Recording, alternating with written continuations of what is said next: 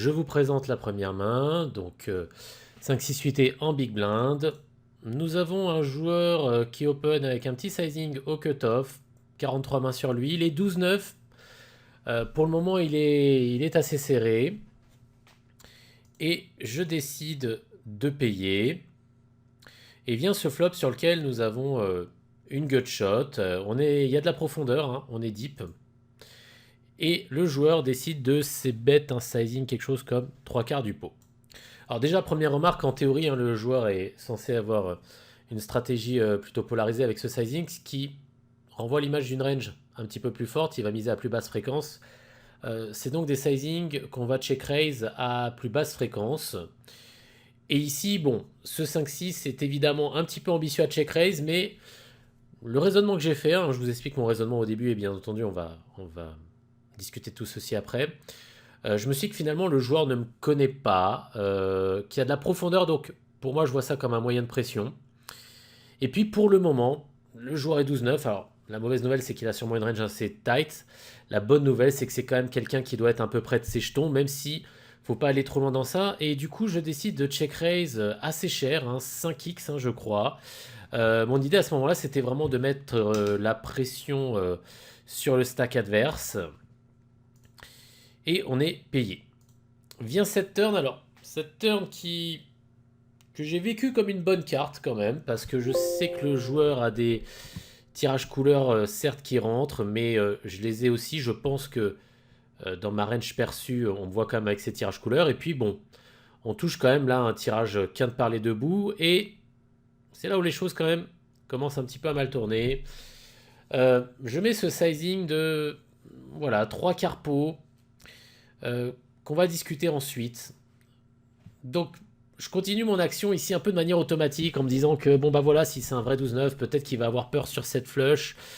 Mais au final, c'est quand même pas forcément dans la culture des joueurs d'aller folder évidemment une paire d'as ici. Un 10 avec un pic et voire même un 10 sans pic. Sans compter qu'encore une fois, hein, le joueur a le droit d'avoir des tirages couleurs qui rentrent. Et arrive cette river, une dame de pique. Et là, je me souviens parfaitement que je commence à réfléchir parce que je me dis, voilà, quelles sont les mains qui sont composées de roi 10 avec un roi de pique. Est-ce que si la roi 10 avec un roi de pique, est-ce qu'il va me payer quand même ou est-ce qu'il va pas folder et s'il fold, à partir de quel sizing il fold? Alors, quels sont les as de pique qui restent dans sa range? Quels sont les flushs qui étaient là à la turn qui vont peut-être folder maintenant? Et en fait, à un moment donné, on réalise un truc tout simple, c'est que ça fait 20 secondes qu'on réfléchit. Je réalise que ça fait 20 secondes que je réfléchis, et là je me dis, bon, laisse tomber, ça fait trop longtemps que je réfléchis, ça va finir par payer.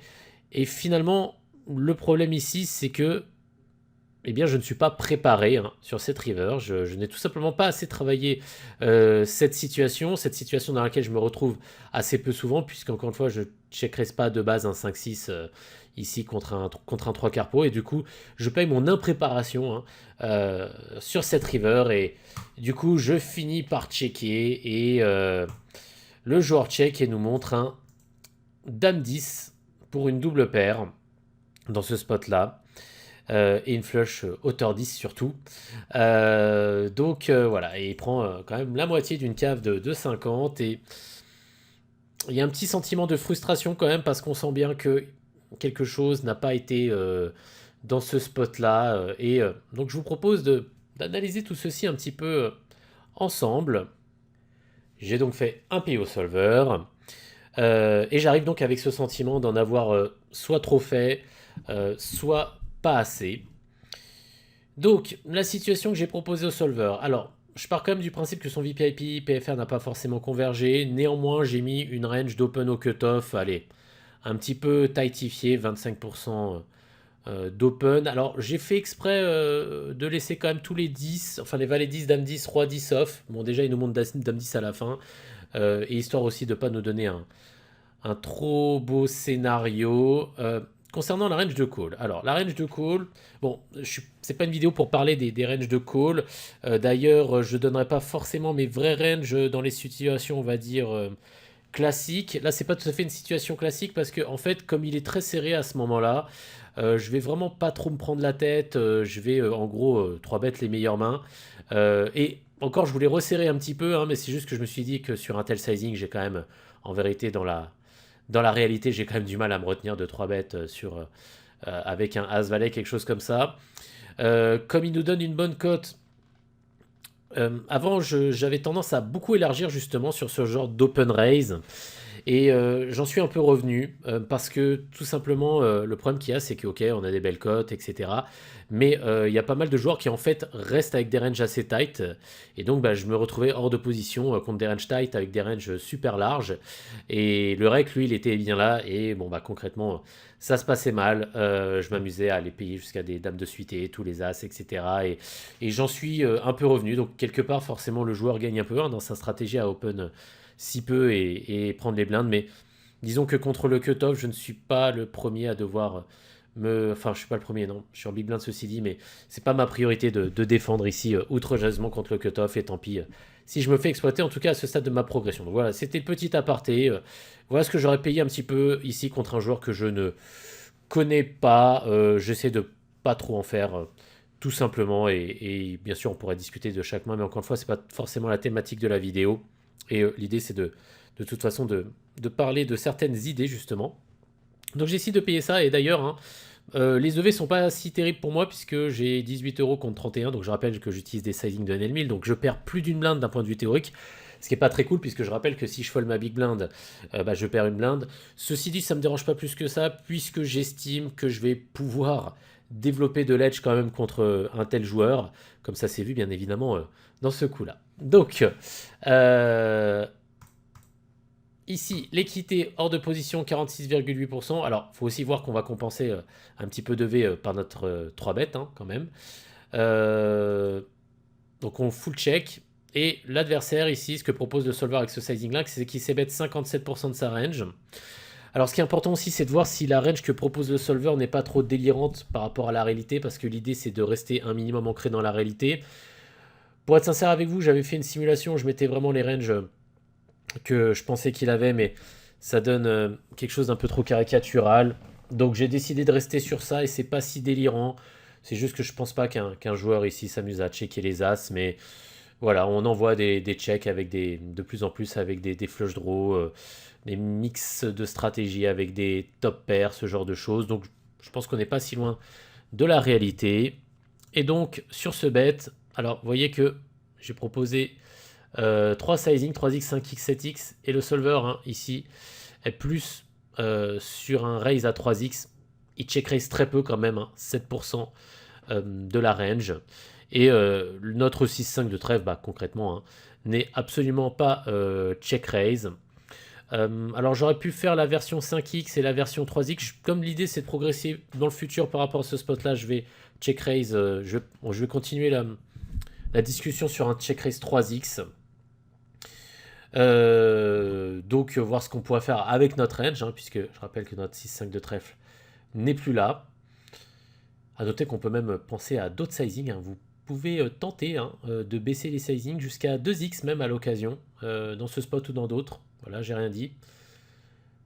Donc on check raise 3x avec une structure de range donc, que vous voyez ici. Hein.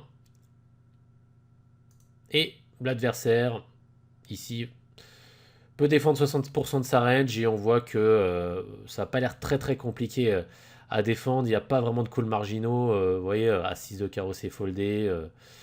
Le 8 ici. Qu'est-ce qui est dur voilà, As-Dame avec un quart, enfin un backdoor à carreau. C'est à peu près les seuls calls un peu difficiles. Bref, notre adversaire n'a aucun problème à défendre sur un check raise 3x. On est donc payé. Et vient ce fameux 3 de pique à la turn. Et donc ici, sur ce 3 de pique, sur lequel nous avons maintenant 55% d'équité, PO Solver décide de vraiment baisser son sizing. Hein, il ne check quasiment pas par rapport à la range qu'on a. Et il baisse le sizing un tiers. Alors pour être sincère avec vous, hein, je sais que souvent c'est ce qui va arriver quand la flush rentre à la turn. Hein, mais dans ce spot-là, à ce moment-là, j'étais, on va dire, dans une autre optique. Donc j'ai bet cher. Ici propose un tiers. Donc je pense que c'est une idée intéressantes à retenir.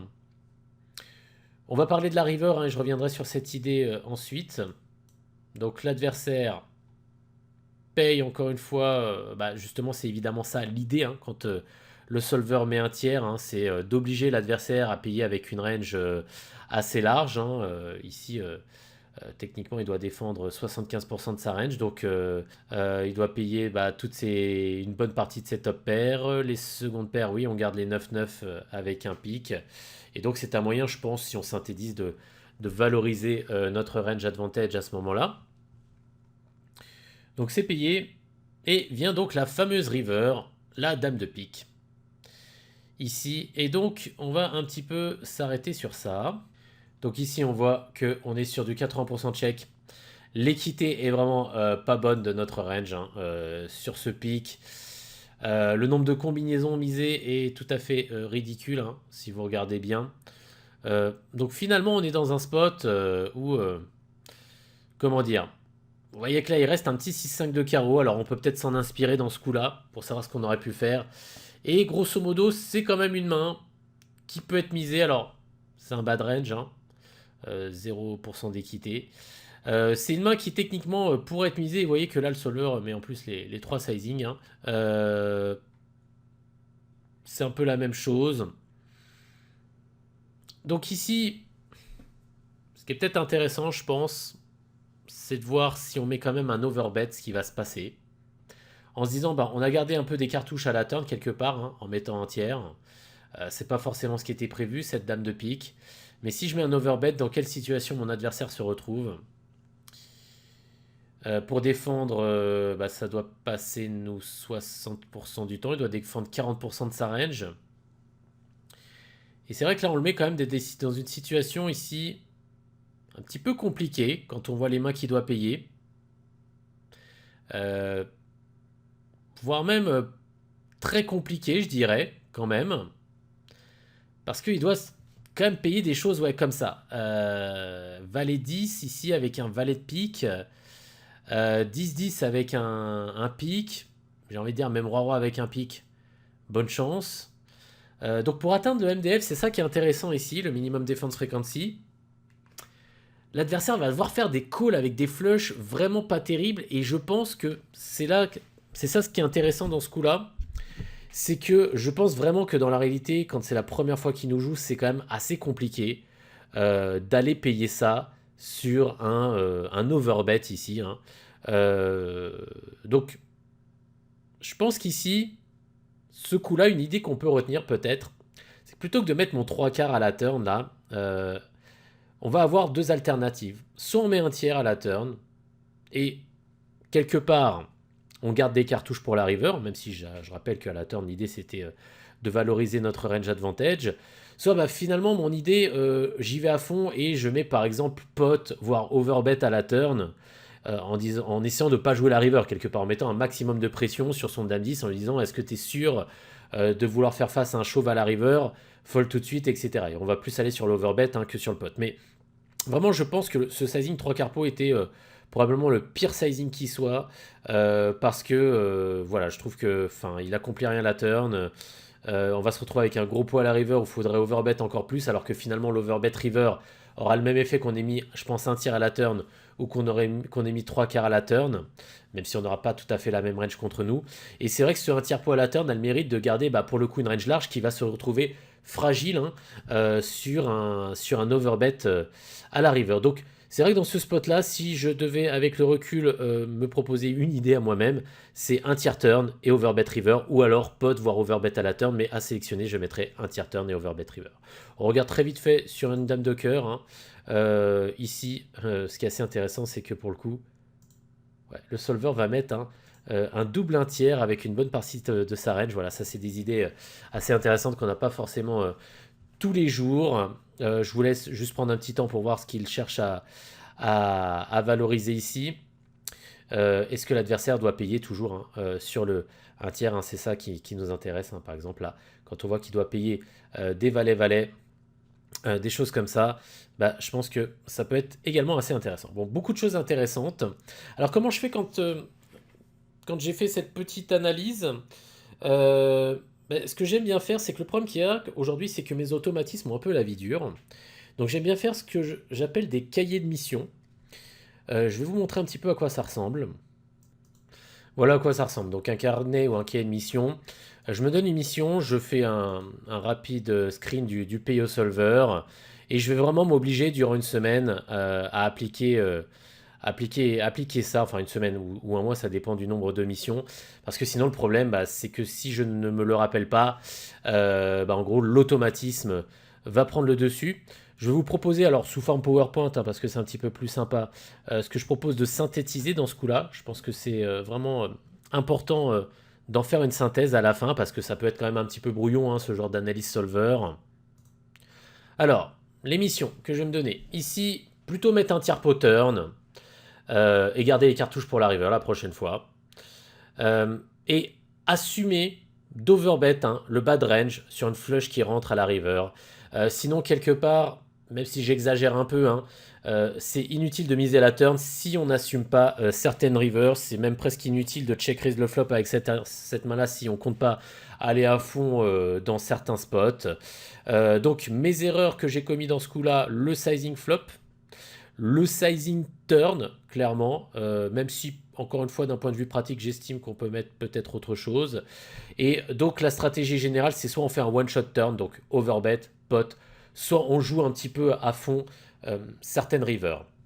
Voilà ce que je synthétiserai dans ce coup-là. Alors, ce que j'essaie aussi de vous transmettre, c'est comment on peut progresser. Voilà la mission que je me donne. Ça se trouve, un joueur plus expérimenté que moi va me dire, écoute, là, ta stratégie, j'ai déjà essayé. Les rois, tu les fais jamais folder, donc c'est du n'importe quoi.